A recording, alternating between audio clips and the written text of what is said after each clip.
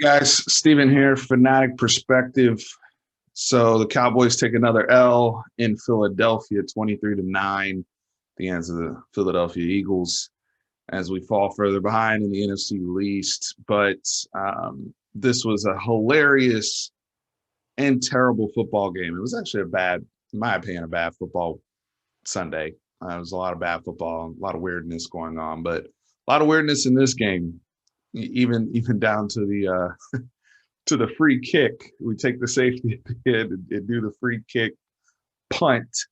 Uh, Chris Jones almost get it. I don't know. I actually don't know how we just missed the football and turned into a scrum. But two bad teams because the Eagles aren't good either, and they have quarterback problems. Let's start with we got to put the Carson Wentz versus Dak Prescott debate to bed because Carson Wentz decided to end that debate with his horrific play. He's been terrible for most part of the season. He had been kind of ramping up a little bit the last couple of weeks, but he's been playing bad football. Every metric you look at when you're assessing quarterbacks, he is, in the bottom tier. I still don't even think he has as many passing yards as Dak does, and Dak's been out almost a month. And that narrative just has to go to bed. That narrative of him being this amazing playmaker and he's able to, bring people back. And yes, he has supreme arm talent and ability to make heroic plays, and he has that strength to do all that, but he is not disciplined as a quarterback. And the main reason why the Cowboys had the lead at halftime was Carson Wentz, period. And I've also blamed the Eagles coaching staff because they should have taken the ball out of his hands and said, let's run the freaking ball like everybody else has done to this Dallas defense and run it down their throats, because the Dallas defense even proved tonight that they have no understanding of gap integrity, outside contain, any of the things that are prudent to stopping the run. The Cowboys have no understanding of that. But the Eagles want to validate Carson Wentz and show America that he's this, top tier playmaker and whatnot. And he almost single-handedly lost this game. And it's just interesting. Like, the only year I can definitively say Carson Wentz was better than Dak was 2017. And that's when Carson made his MVP case. He got injured. He has not been the same player since. And Dak Prescott has developed and moved. To me, it's not close at this point. So please stop. It's funny because all this has done is just validated Dak's value and why he's asking for what he should ask for. And whether or not you think this team should pay him or not, that's one thing. But he has validated what he's worth to the league by covering up all the trouble that this Dallas offense has, especially with the shortcomings we have with our offensive line. Now, we did get Zach Martin back today, and I'll get to breaking that down a little bit. But, and ending on the Carson Wentz thing, he has Jalen Hurts problems because that noise is going to come in the Philadelphia fan base. I'm sure you'll have some Philly fans who are still going to defend Carson in the comment section of this video. You'll have your Philly homers on not Philly homers, but your Carson Wentz defenders on ESPN, the Dan Orlovskis on FS1, the Emmanuel Achos, who will try to spin narrative and talk about all the people Carson is missing. But there's no defending Carson for fumbling the ball the first possession of the game with Donovan Wilson. Like, throw the football away. That's what I'm talking about, the lack of discipline, or, just airmailing a ball to Baby Diggs. Like, there's no justification for that. But going to the Dak thing, Dak got injured on October 11th against the New York Giants. And when Andy Dalton came in, couple plays, Zeke Elliott scores a touchdown, but technically I count that as Dak's drive because he led them all the way into the red zone. Zeke Elliott scores a touchdown. They go into the fourth quarter. So fourth quarter on, Dak's gone till now. The Dallas Cowboys have scored one touchdown. They've played that fourth quarter of the Giants. They played the Arizona Cardinals. They played the Washington football team, and they played the Philadelphia Eagles tonight. They've scored one touchdown. It's almost been a month. They've scored 1 touchdown since Dak Prescott got injured. That's all his agent needs to say. And we'll talk about Ben DiNucci and all those things. I actually do want to start with the defense. I thought they gave a better effort tonight, and I kind of expected that because of the decisions by the organization to move on from Dontari Poe and some of the other guys this week, where they're saying, you know what, we got to find people that are going to fight. We've been watching the tape, try to mix things up. Now, they didn't have a whole bunch of personnel shifts because, we're also trying to figure some things out there. But in terms of level of effort, was much better today. Tank Lawrence, who's been grading well this year, definitely showed up today and had, to me, he had an awesome game. I thought Randy Gregory being back and him rotating with Aldon Smith, that gave us, a nice punch on the other side, and it was good seeing Randy back in there playing football. It was good seeing Aldon Smith being able to, kind of get some wind and share his snaps. LVE got a turnover on Carson Wentz on a great blitz. That was like a flash of the 2018 LVE. We got to see more of that. Sean Lee being there on the sideline. I know he didn't really play, but just being in the ear of him and Jalen, I think is helpful.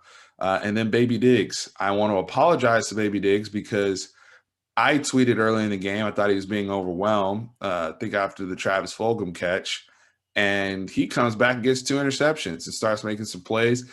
And they were targeting him heavy, whatever they identified, and really just trying to work on the rookie.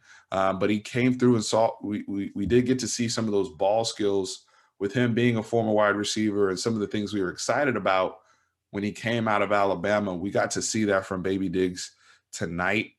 Glimpse to the future of, hey, we might have a real playmaking corner. He still has a lot to work on and clean up and to grow up to be a full-fledged, really, really good corner in this league.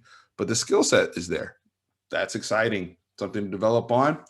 I rescind my terrible tweet about you, Baby Diggs. Well done getting those interceptions and taking advantage of those gifts from one Carson Wentz.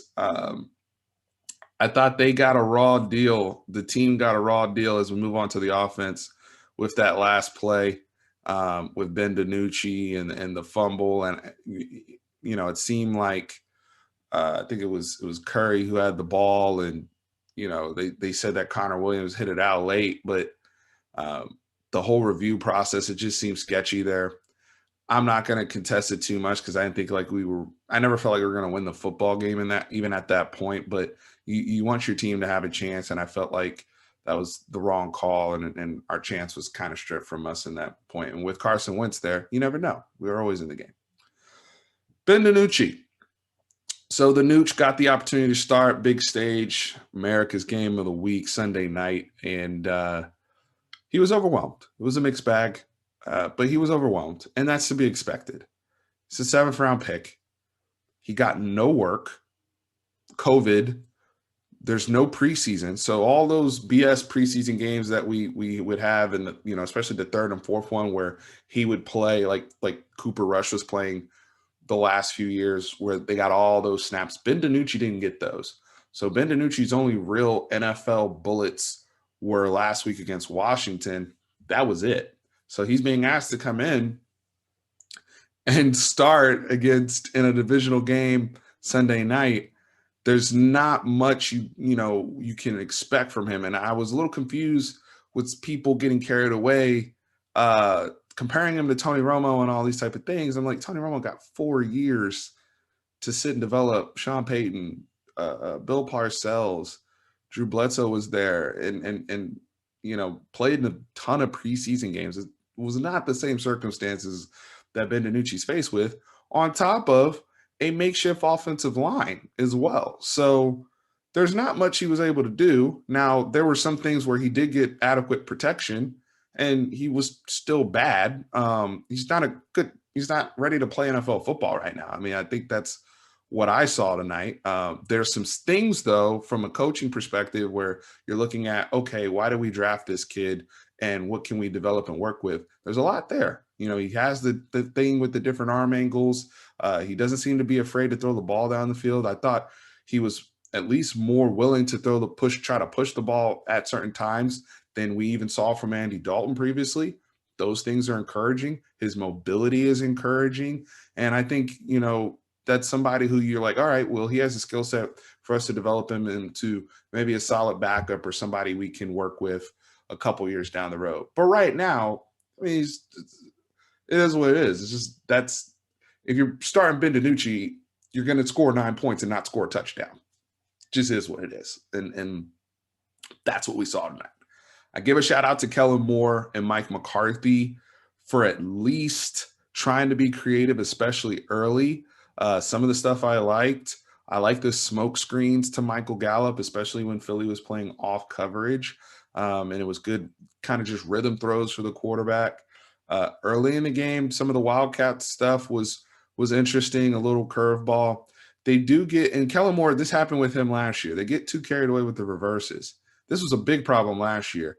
And it reared its ugly head again today because first of all, you can only run so many reverses in an NFL game. It's still NFL defense you're going up against. And the Eagles don't have the containment issues that the Cowboys have. So eventually people just start staying home and we start having these 15-yard losses, which you can't afford considering how limited our offense is to begin with. Now, I'm not a fan of running reverses when you're already kind of like at that fringe point in field goal territory. Just take your 2-yard run and work in Tony Pollard more because he seemed to have a little bit more of a burst than Zeke did tonight. So I would have rather you just got, some of those points go conservative, run heavy, and just try to play, protect the football and protect field position. They were a little too cavalier in that regard for me, but they're trying to be creative and throw stuff out there. The Cedric Wilson stuff, I get it. Former high school quarterback. They're trying anything. The only critique I would have for the Wildcat is I'd probably prefer to see Tony Pollard do it than Zeke just because he has a little bit more of that burst right now. Zeke at times looked like he was running with ankle weights, and there's other times where Zeke was fine. So I really don't know what the situation is. Not like Zeke had a whole bunch to work with behind the line. I want to get to the line too, because the first fumble that happened in the red zone where it was a big momentum shift, we're up 3-0. We get the turnover from Carson Wentz, and we have an opportunity to go, put more points on the board, right? Second and goal, I believe, Ben DiNucci gets sack fumble, and it's Brandon Graham who beats Terrence Steele from that right side. Terrence Steele should not be in the game. Put Zach Martin at right tackle. You got to get Connor McGovern in the game at right guard. At the end of the day, as an organization, this is why it's this political BS, man.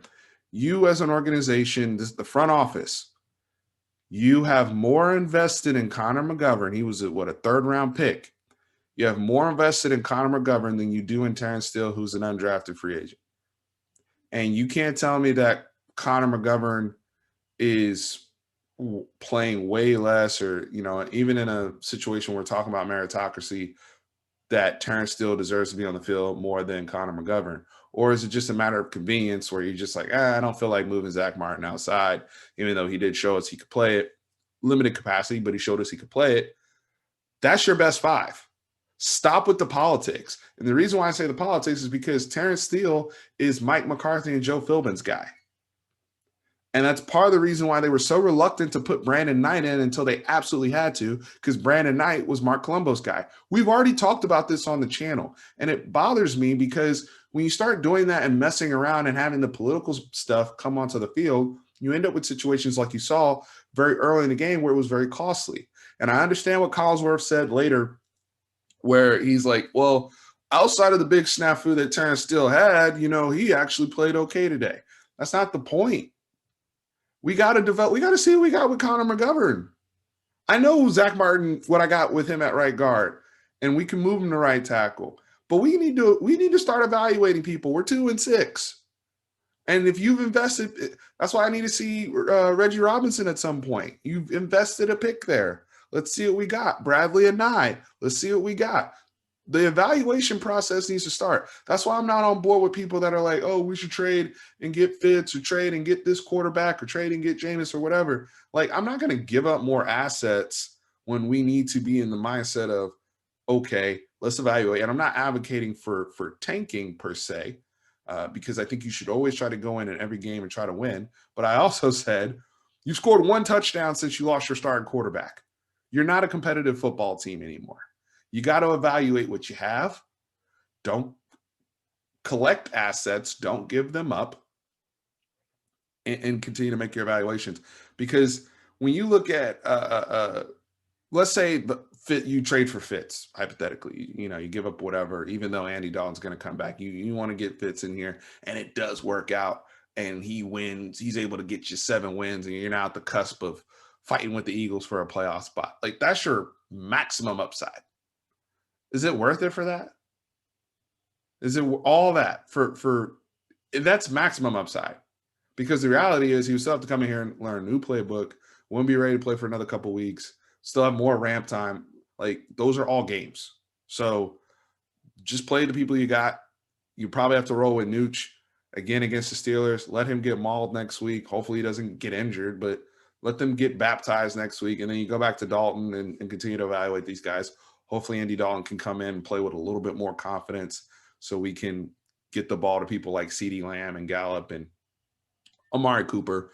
And Amari Cooper takes these type of games off because when the weather's below 50 degrees and we're playing outdoors, that doesn't work for him. We that's just Amari's thing. So, it is what it is. But there's some skill set stuff there to develop Nooch. It's not,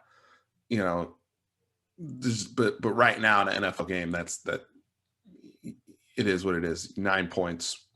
And that 9 points was like on a 50, like one of them was like a 59-yard field goal and 2 49-yard field goals. Tells you everything you need to know. The last couple things I'll say is this.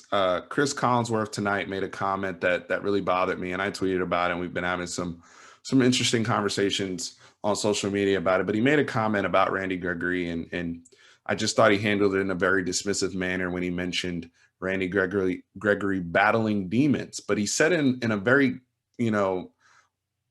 almost condescending tone, and then just moved off of it. And I thought it was disrespectful and it's something, especially when you're talking about mental health, that required sensitivity. And I think that was a big miss by Chris Collinsworth. And I think that was a miss by the broadcast team to, at least, if you're going to talk about Randy Gregory, talk about it, be open about it. In terms of what was going on, because when you're dismissive and say, and the way he said it, right? Like, he's like, oh, that guy's battled some demons. And it's just like, dude, like, he's not Greg Hardy. He's not Josh Brennan or Kareem Hunt. Like, how dare you on your high horse label him as such for you using marijuana to medicate himself to deal with his anxiety and depression issues. He's also been clinically diagnosed as ADHD. Like, how dare you? And also factoring in the NFL and the Players Association and how they've kind of come back to saying, you know what, like, we'll ease up off of a lot of that stuff, which is a big reason why he's able to play today. But he hasn't committed infractions off the field, at least that I'm aware of. Yes, he's had trouble getting on the field because he's been testing positive for marijuana to medicate himself. I mean, I also thought this country was in an opioid crisis, and, some people prefer not to take pills and prefer to try to treat or medicate themselves in a different manner. But at the end of the day, he has mental health challenges that need to be addressed. I know some people will say, well, Steve, Randy Gregory is dealing with substance abuse issues and things of that sort. I think there's a lot of nuance to that discussion, because at the end of the day, mental health sickness is no different than any physical ailment. You still need treatment. somehow. The path to treatment or whatever you decide, he decides he wants to have more of a natural remedy to his problem. Now, if he's doing it from recreational standpoint and he can't get off of that, then yeah, we're talking about addiction and things of that sort. But to just slap a demon's label on somebody and then quickly move on to your third down call, that didn't sit right with me on a national broadcast. So that issue, I'll just say it one more time, it deserved a lot more sensitivity than Chris Collinsworth gave it. Randy Gregory deserved better in that situation. Just like the Cowboys have stuck by Randy Gregory. And I know they stuck by a lot of knuckleheads, but Randy Gregory, if you actually do your homework on his situation and really, really take the time to educate yourself and speak from an informed position, you'll understand why I'm so passionate about what I'm saying in regards to those comments. Now, the Steelers next week, they're 7-0. They had a big win against the Baltimore Ravens. Y'all know what it is next week. At this point, I just want to see Jalen Smith fill a gap properly. I just want to see my defensive linemen fight my interior guys, I should say, because I see Aldon Smith and Tank Lawrence and Randy fighting, but I'm talking about the guys on the inside that are getting kicked out of the club repeatedly, because James Conner will have the Steelers are going to be able to get whatever they want against this defense, that game could get very, very ugly very, very quickly. But the Eagles are going nowhere fast. They'll probably win this division and get eliminated expeditiously in the first round of playoffs at home. But yeah, those are my takeaways from this game. I'd love to hear your comments about the Nooch, Baby Diggs. There were some good positives today to take away. But right now, the Cowboys need to be in evaluation mode, in my opinion.